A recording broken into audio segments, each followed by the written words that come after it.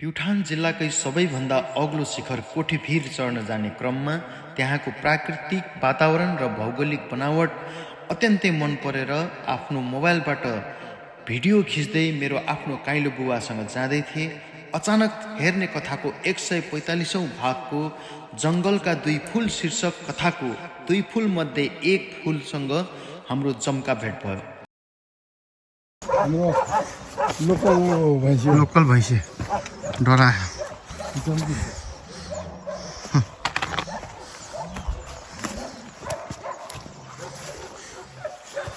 नवीन नमस्ते।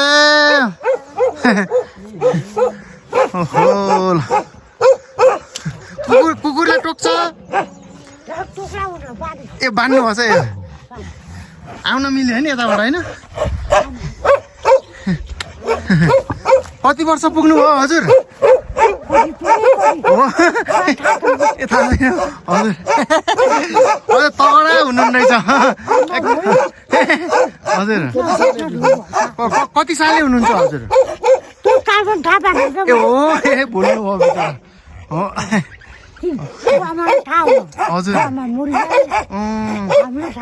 ए हजुर हजुर ए हजुर चिन्नु है सेउलीबाङ तल सेउलीबाङको हजुर। ऊ के अरे जेठो साउको छोरा हजुर। म काइलो चाहिँ काइलो खराल्नेबाट माइलो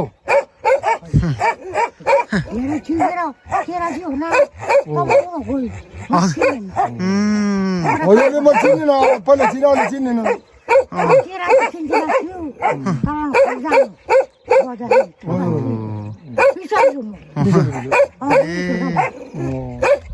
यहाँ त 90 साल काट्नु भयो। काट्नु भयो होला बिचरा। अब आँखेहरूलाई चिन्ने भने जस्तो चङ्ख म माइलो चङ्ख मुनिको हुँदैन यो भैँसी हजुरकै हो। ए गाईहरू के छ? गाई भैँसीहरू के छ?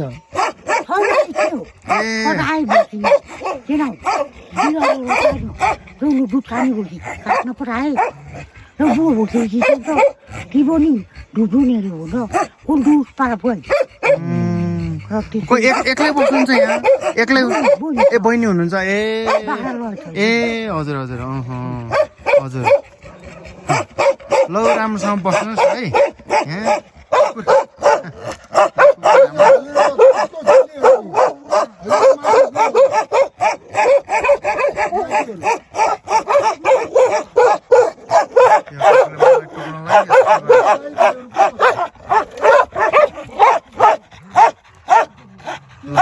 हामीलाई टोक्नलाई यसले काठलाई टोकेर देखाउँदैछ। ल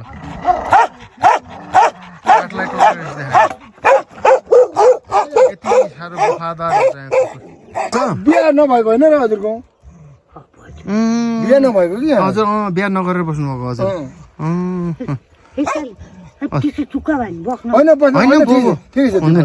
ल हामीलाई एकदमै आशीर्वाद दिनुहोस्। म ढोक गर्छु हजुरले साउरे यस्तो वृद्ध उसको भेट्न पाइयो देख्न पाइयो।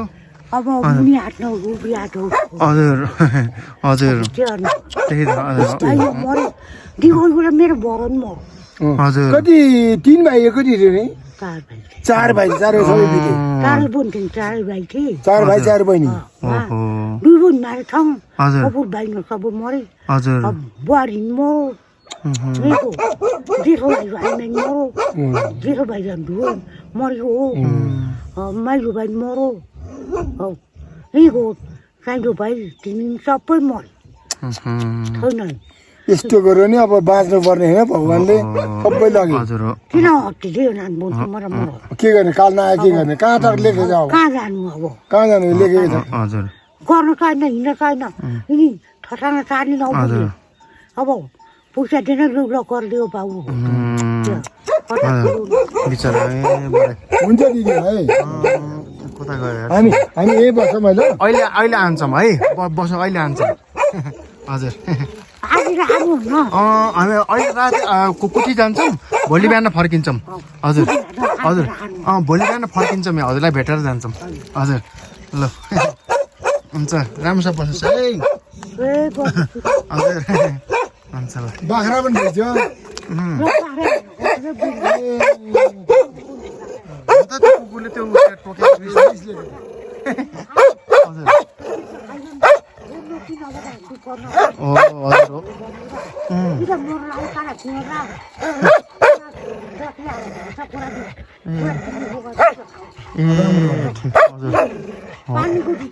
हजुर हजुर हो हजुर रुखमा जानु पर्यो भिरमा जानु पर्यो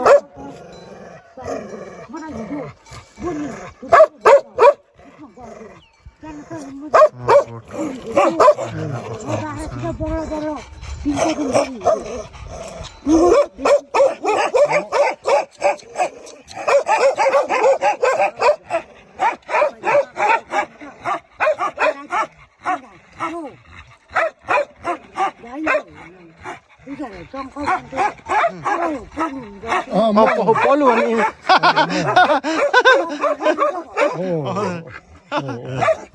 कुकुरलाई पिजे भन्थ्यो भने म बिचरे पहिला पिर्थे भए पिर्थे कुलमान हजुरको नाम याद रहेछ पुरै याद हजुर हो सब एकैछिन सकिन्छ हजुर हो यहाँ गोठ हुन्थ्यो कि हजुर दोकानमा खरालीले भान्डा आएर गिराइरहने खराली लगाइदिए म त्यो सम्झिन्छु हजुर भान्डा अब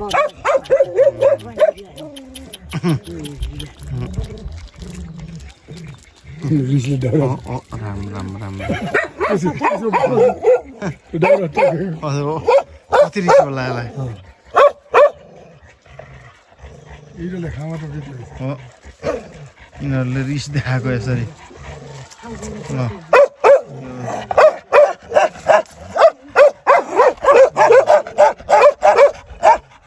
मलाई टोकेको रिस देखाइरहेछ